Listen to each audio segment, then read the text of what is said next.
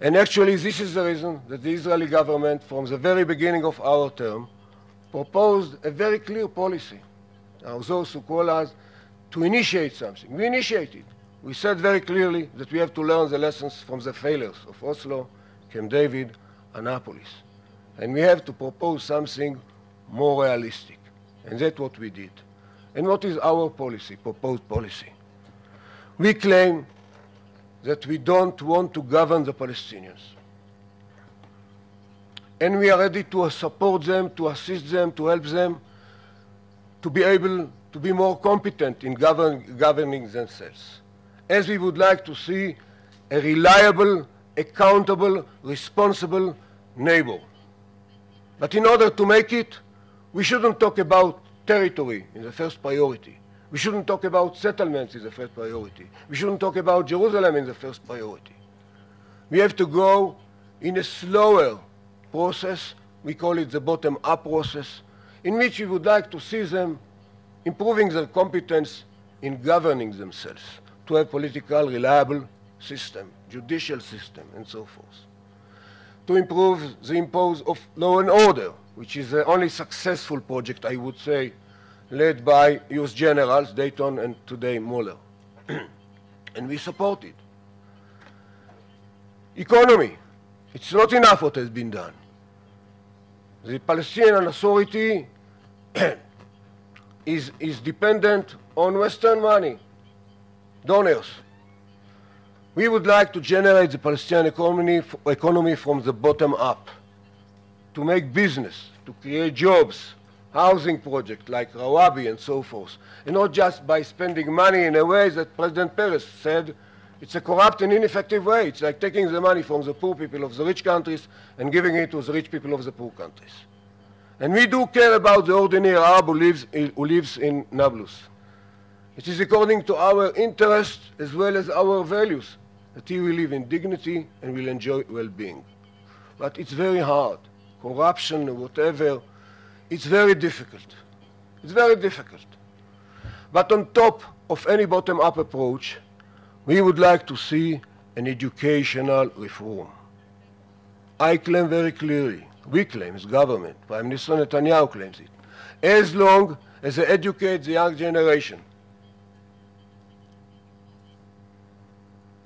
to wear explosive belts from kindergarten, 3 years old, to kill whom? To admire the Shaheeds, the homicide bombers, as role model. There is no chance for peace. As long as Israel doesn't appear on their maps in the educational curriculum, the land of Israel, as they call it Palestine, is covered with a PLO, with a Palestinian flag. There is no Israeli flag. As long as they talk about occupation since 48, commemorating the Nakba in the way that at the end they would like to see the refugees going back to Haifa, Jaffa, Tel Aviv, Sheikh Mounes as they call it, Majdal, Ashkelon and so forth, there is no chance for peace. And as long as they deny any linkage between the Jewish people and the land of Israel, there is no chance for peace. And actually, they even deny the existence of the Jewish people. And I'm talking about the moderates, like Abu Mazen. Abu Mazen in Annapolis rejected to say 2 states for 2 peoples. And when he was interviewed immediately after it by any Arab channels available, he was very proud of not saying 2 peoples. And he said very clearly, there is no Jewish people. Judaism being a religion, it's neither peoplehood nor nationality. So why should a religion have a state? Actually, this is a quotation of Article 20 of the Palestinian Charter, which is still valid. The Fatah movement actually approved it again in summer 2009 in Bethlehem. This is a way to prepare the young generation for reconciliation, coexistence with the State of Israel. Just listening to Abu Mazen's response to Prime Minister Netanyahu's speech in Washington, he said very clearly, I will never recognize Israel as a Jewish state. We say clearly, a nation state of the Jewish people.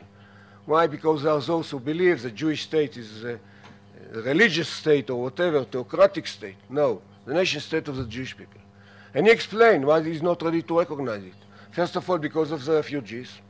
Are we ready as Israelis to allow refugees to go to the state of Israel? And the second explanation, very interesting. What about the Israeli-Palestinian Arabs who live in the Galilee, Jaffa, and Haifa? Whoa!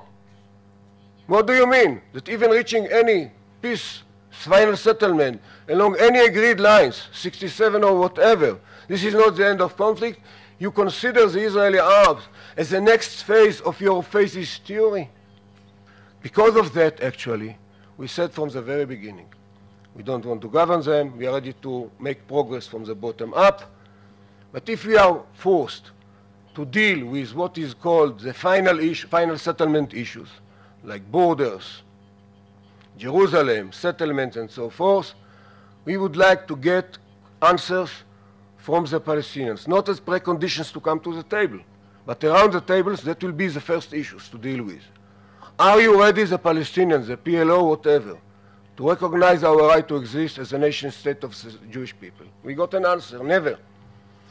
Are you ready that any agreed lines, any final settlement based on agreed line, will be considered as the end of conflict and finality of claims? We got an answer. How come? There is a right of return of refugees. What about the Israeli Arabs? And the third question, are you ready to address our security needs? Why? Because unfortunately, we have very bad experience by the implementation of the Oslo Accord. Actually, what we witnessed after the implementation of the Oslo Accord, terror with more than 1,000 casualties, all the territories that were delivered to the Palestinians, like Jenin, Nablus, Jericho, Gaza, and so forth, had become safe haven for terrorists, and homicide bombers launcher. That's what we faced even before 2000, not talking about after 2000, till defensive shield operation and beyond. And when we decided to withdraw from the Gaza Strip, what did we get? We get, instead of land for peace, land for rockets, thousands of them. So can we trust you? And actually talking about the flotilla now, why we insist about the naval blockade. You know that we in Oslo, according to Oslo, we are committed to allow a Palestinian port in Gaza. But even in the peak of Oslo, we realize that it will put Israel in risk. Why? Because on the first day of the implementation of Oslo, which was on May 94, Arafat crossed for the first time the Rafah crossing point to enter for the first time to the Gaza Strip. And in his vehicle, in his car, the Mercedes, he smuggled actually RPGs. It was not allowed. It is not allowed according to Oslo. They are allowed to small arms. And he did it on the first day, the violation. We knew it, but you know, the political leadership here decided not to deal with it, not to embarrass him, but he violated on the first day. Now, to allow ships to approach the Gaza shore in any way, what we would like to see, Karin A, Franco, Victoria, we can't allow it. So because of that, actually, we insist. And actually, this naval blockade, this situation existed from 67. We didn't allow any ships to approach Gaza. But after the Hamas takeover in summer 2007, actually it was declared as a naval blockade. How can we trust them talking about security in this way? So what we propose is a slower political process. We can't conclude with our lessons from the last 17 years or so from the political process, conclude a final settlement within 1 year or 2 years. Changing the education, it might take decades or even generations. It should be done in a slower pace. But we are ready to sit at the table without preconditions, bearing in mind that we have these three questions. What comes out from this, that as the Israeli-Palestinian conflict is not the cause for instability, if we try to find out any center of gravity, as we call it, for instability in the Middle East, no doubt this exists in Tehran. Actually, the Iranian regime has become to be the main generator and instigator for instability in the Middle East. We can find the Iranian fingerprints in any conflict, not in almost any conflict, in any conflict in the region. From Afghanistan to Iraq, Lebanon, Palestinian arena, Yemen, Bahrain, and so forth. They are involved by financing, by providing weapons, ammunition, to all the elements that are ready to serve their goals. Not talking about the main threat, their aspiration to have a military nuclear project. So our policy is very clear. There is no way to stabilize the Middle East without confronting this regime and putting this regime in a very clear dilemma, whether to have a nuclear bomb or to survive, whether to go on with its rogue activities and to survive, or to survive. And we believe that it is achievable. But in order to achieve it, the Western parties should be unified, should demonstrate determination, willingness, intention, and political stomach to confront this regime. First of all, by political isolation, then economic sanctions, dealing with the human rights issues in Iran, to empower the opposition, which most of the opposition, the Green Movement and others, they don't like the Ayatollah's regime.